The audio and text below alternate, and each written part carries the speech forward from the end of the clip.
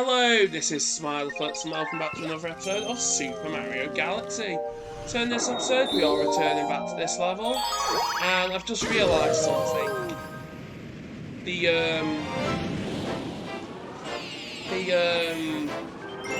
This level looks like Splash Mountain. Because if you look at the galaxy, the structure of that mountain there looks similar to the structure of Splash Mountain.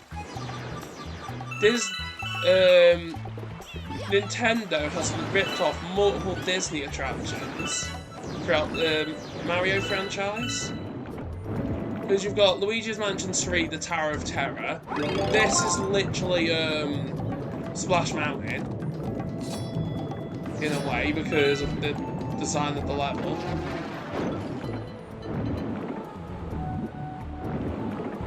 Look, the mountain literally looks like the ride Splash Mountain, with even the waterfall being where the drop is.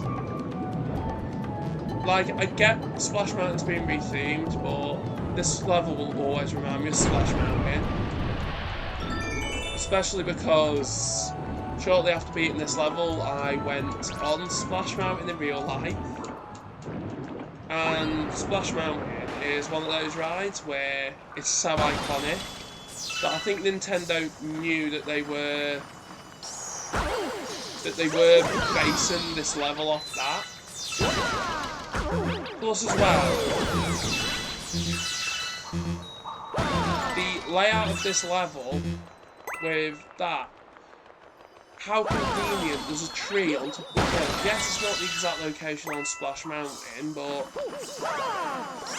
you don't need to have it 100% accurate. But yeah. So now we're doing the Stone Cyclone, which is in Galaxy 2. And this is moving a lot slower than in that game. Oh yeah, I forgot we're playing as Mario and not Luigi. With Luigi, you can actually long jump that. On this version, you can't though, so yeah. Oops.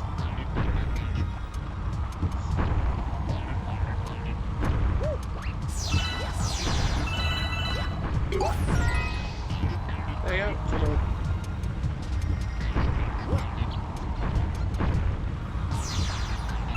I've also got to remember this isn't Galaxy 2, it's Galaxy 1. Therefore, this is a lot slower than on Galaxy 2. I just didn't realise how much slower it was. And the thing is right here, that we're going past now, is where one of the green stars is. And you have to triple jump. And the thing is it's the most difficult green star in this galaxy, and then long jumping towards the crystal, just here is where the other one is. No, it isn't, it's on the part that we've just gone past, but yeah.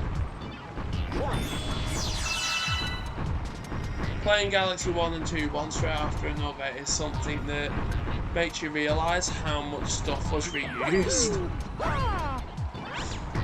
Which is why I started off with Galaxy 2 first, just because, yeah. It's only slightly different as well. But it's pretty much the exact same level as Stone Cyclone Galaxy and the other one. So yeah.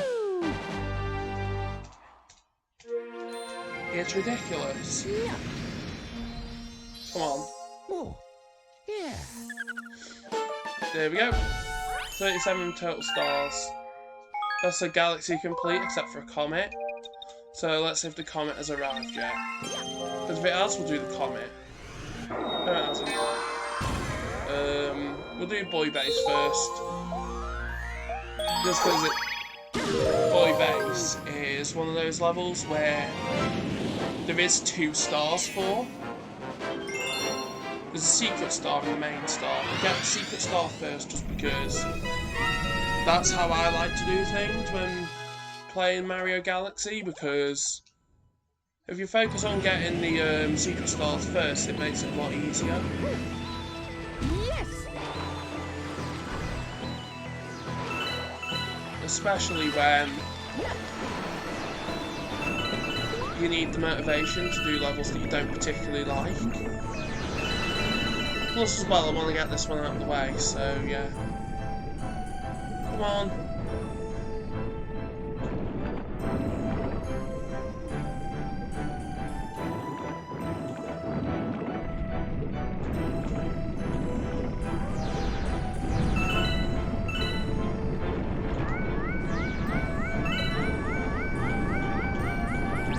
Come on.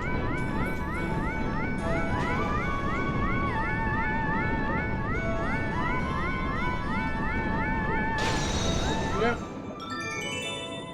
Now we just simply need to turn around and get to this.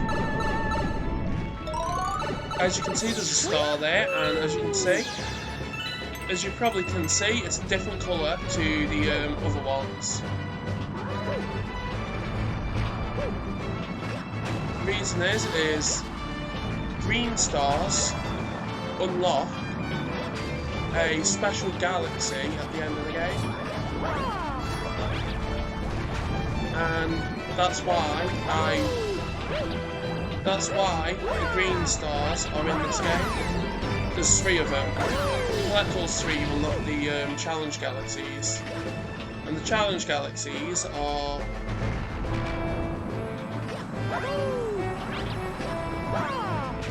some of the more challenging ones in the game.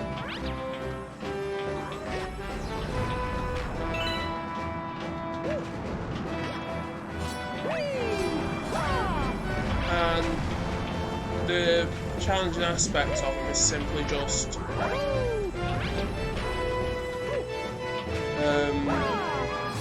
fact that they're designed to be ridiculously hard and test the skills that you've learned.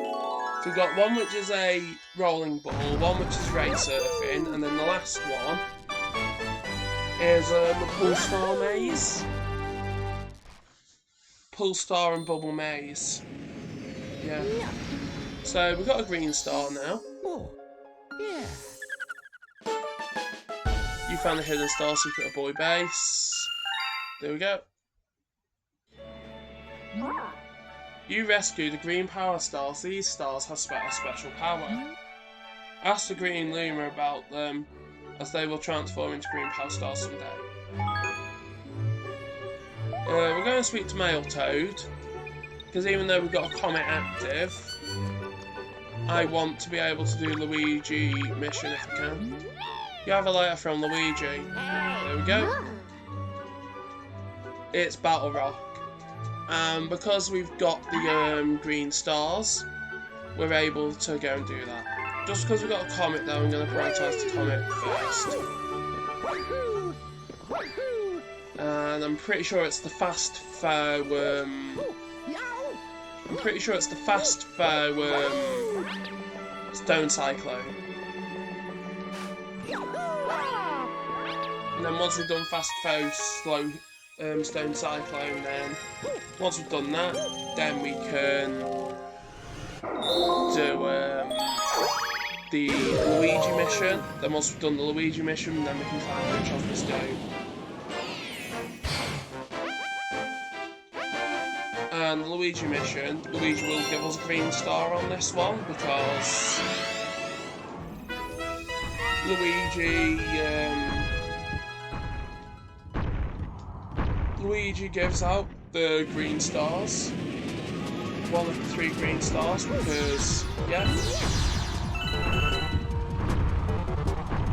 it's the final one, and this is the speed that they go in Galaxy 2.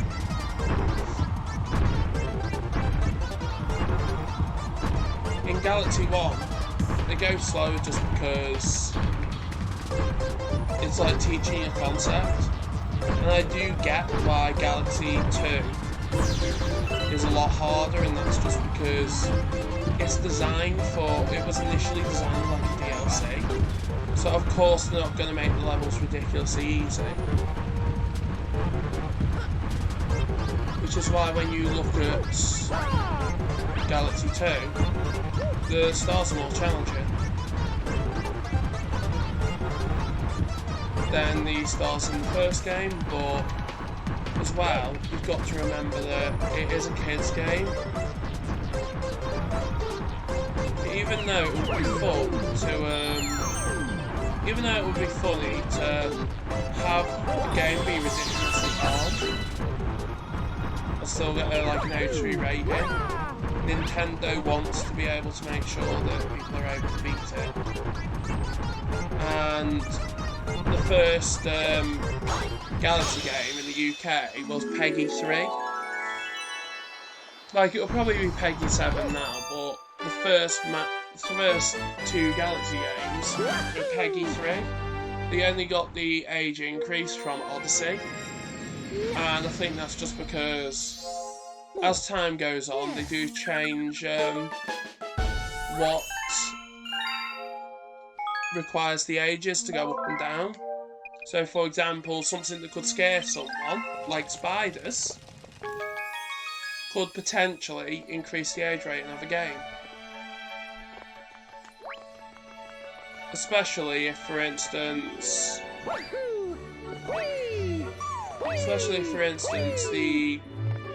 the way they evaluate it is based on what's in the game. And then once we've done this, we'll finish off Boy Base, then we'll do the bubble one, then after that we will do a quick stop at Humbaluma, see if we've got another Save Luigi mission. If we haven't got another Save Luigi mission, then we will go to Bowser. If we have got the last Save Luigi mission, then we'll do that. Just because if we are saving Luigi as much as we can, prioritising that will be a lot better. And as well, I'd rather make it be less of a backtrack. Because if we have to backtrack, then it gets rid of the whole point of what we're doing. Plus as well, we're basically doing the same level as the first time we did this level. The only difference is he's underneath the planet instead of on top of one. Therefore, it's basically, we're just replaying a level. Because Nintendo wants us to. Which, it is quite lazy reusing, like, already created levels, but 120 stars.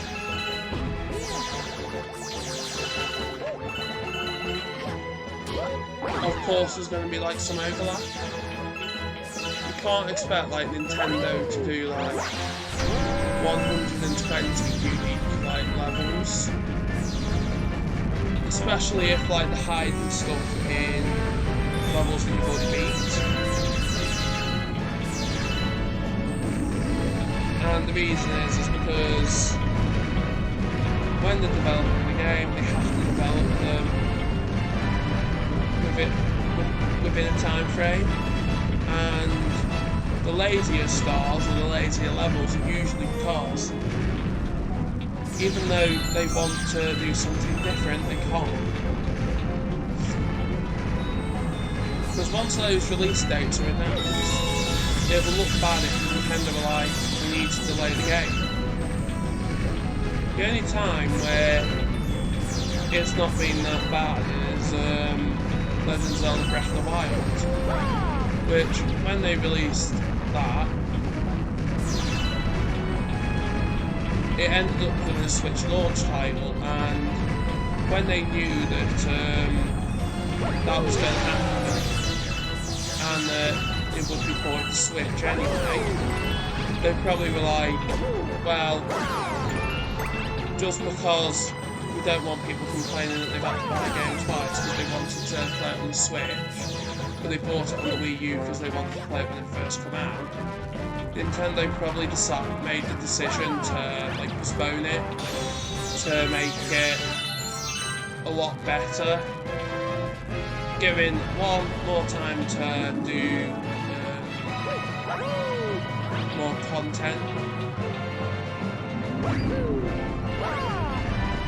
2, allowing Nintendo to also have more time in development in making the game, hence why it's so good. Yeah, you want this past, alright. Only if you tell Rosalind and I found this one. And he gives us a green star. The green stars are good. Plus as well, it's green like Luigi. And I thought that the green stars should be the 3 that you get from Luigi. Just so that when you're playing it, you learn the significance of, like, the green stars, but also the green because you got them from Luigi. Like, I know it would be indirect, but yeah, because if you had 3 green stars from Luigi, it would be funny.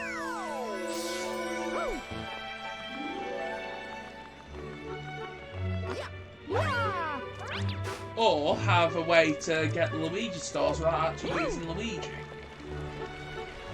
For example, you don't need Luigi at all times to be hunting for stars.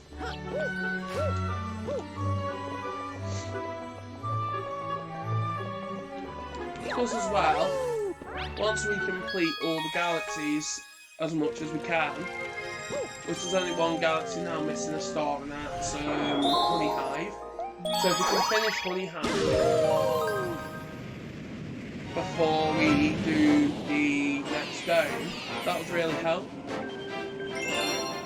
The floating fortress. We're actually going to do this one properly this time rather than going for a secret exit. Then once we've done this, then we'll be on to the bubble one. Then once we've done the bubble one, then we'll be on the other good levels. Yes.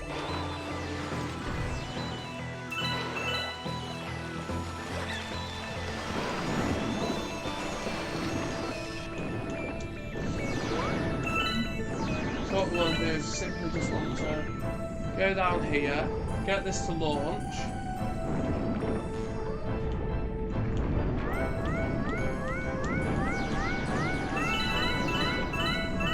Because if we are...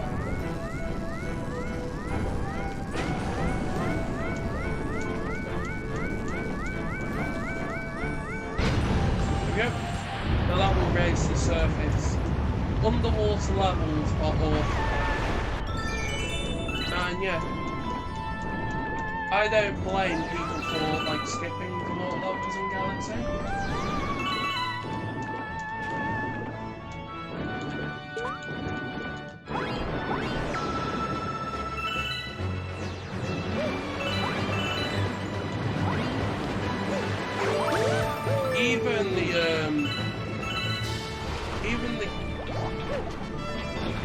Even in Odyssey, even though that game controls the best probably out of any Mario, its swimming controls are bad. Probably the one with the best swimming controls on Switch is it's probably the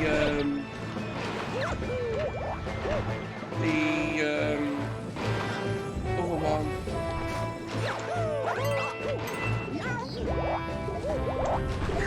And then, you know, well, probably not because we're not that far in the series. But this is the exact same layout as a level in Galaxy 2. But it's like they've filled the ground in underneath. It's more of a, like, hybrid galaxy. Because they've got like moving platforms where the water is. So what's probably happened in like canon is probably it's the same planet, we've just modified it. Plus as well, they've also got all this. And up at the top as well, you have a top map, which is the exact same as the Galaxy 2 level. the only thing is, the only difference really is the Galaxy 2 version of this is like more mechanical. But the thing is it's like it could be like Bowser and his minions have found this planet and reinforced it, or if we're going for basically, you've got like tribes in them that found stars. The Top Man tribe could always have been like, oh, we've got this star. Our leader's gone. He had the star. Let's just have this star as a symbol of our power. Because if they had the symbol of her power be the star, then one, as a group, they would all be like, Power Star is what powers this planet. Because if you think about it, you're using Power Stars to power things in the Mario universe, or the moons to power things,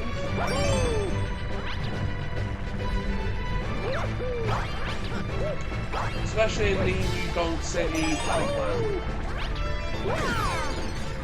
That level from Odyssey, like, in there, you physically go into the sewers to the power plant in order to turn on all the power. And then the fact that you're using power moons to power the city, it does mean that potentially in the Mario world, those power stars are a form of energy.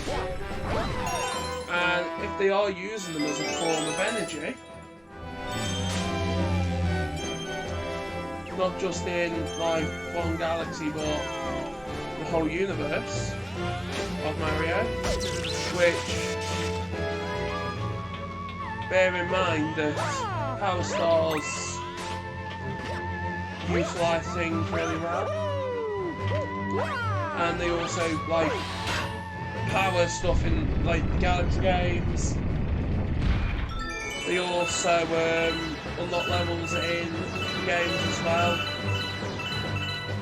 and in some cases as well you have to collect Power Stars to advance. The Power Stars are probably a power source in the Mario universe, and the Power Stars can be utilised to like rule like a kingdom and that. Probably why Bowser wants them, because he knows that there's more than just like a power source. He knows that if he utilises the power, he can like rule the world. And if you think about the Mario Brothers movie, how Bowser takes the Power Star and is very powerful from it, then Mario uses it to become invincible. Yes, the movie is not like canon to the game franchise in my opinion. Because with the Mario movie, I can see it being like its own universe that has similarities to the main universe. Because if they do that, then one, they can get away with like the characters having like different voices. This is just telling us how to move around in the bubble. You basically point at the bubble and press A to blow it in the direction you want to.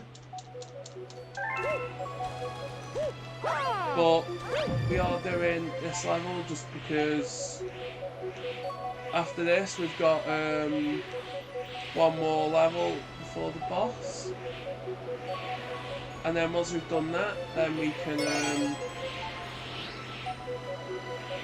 then we're pretty much where we want to be, and yeah, we can collect all the stuff that we want to. Plus as well, in my opinion, it's not worth collecting coins because unlike the first game where you actually, no, unlike the second game, the coins actually do have value for like players and that. In the first game, the only thing a coin does is literally be like added to like a high score thing, which even though yeah it is fun having coins as like a high score, it's not really worth the trouble of collecting. And the trouble of collecting them isn't really worth the trouble of collecting coins or collecting as many coins as you can isn't something I can be bothered to worry about. Especially when we're playing this game, it's a lot easier to simply just be like, yeah, we've collected all of this stuff, but there's no like final coin count.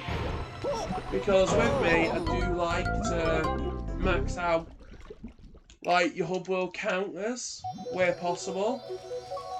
Because the way I see it is, if you're collecting everything in the game, you should get the maximum of everything.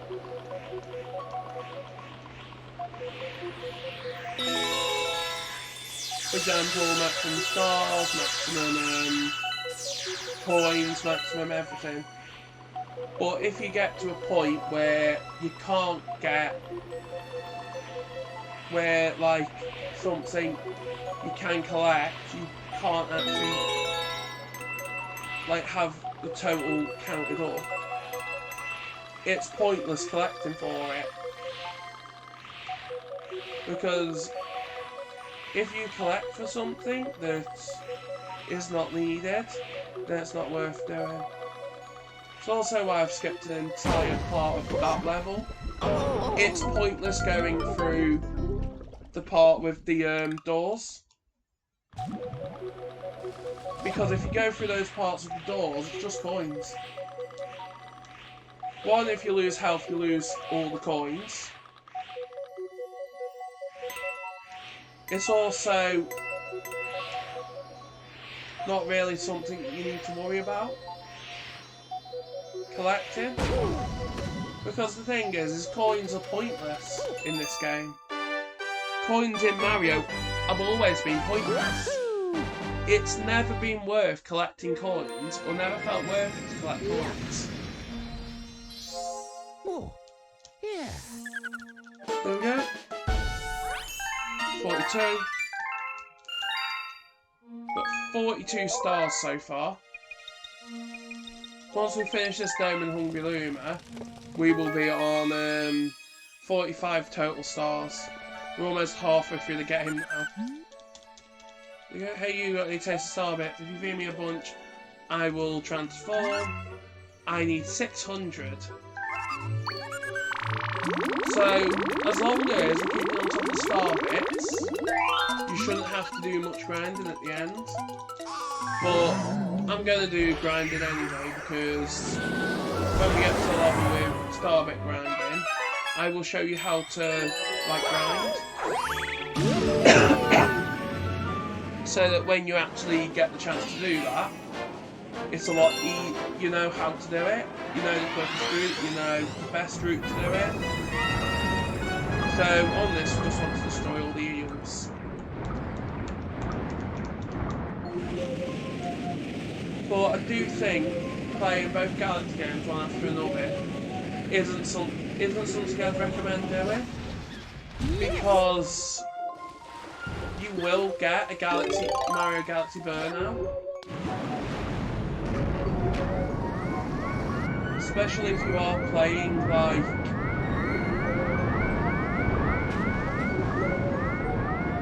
I am, where you can play for the entire thing. If you enjoy Galaxy as well, which you do. If you enjoy Mario Galaxy, it could ruin the experience for you. Because even though it is a fun game, it is a game that, like, you need to take time, you need to spend the time to play. If you're 100% in it, you have to also take into consideration the amount of time it takes to get through it. And it's not worth spending that time, that effort, doing something you know you've got to do. Where's the last deal? It is. Because what you want to do is you want to get red shells where possible. Because they function like in in Mario Kart, where they basically lock onto the enemy and go straight to it. Which is good, and then you've also got like the other version, the green one, which functions like that as well, where you have to aim. So thanks for watching this episode. In the next episode, we're going to do Bowser Jr. and then we're also going to start the 4th dome. Yeah. We are flying through this game really quick, which is really good, and it makes the game a lot more enjoyable. Let's just see if Mailtoad's got any mail for us yet. There we go. No, Mailtoad hasn't. So thanks for watching this episode, and we'll see you in the next one. Bye!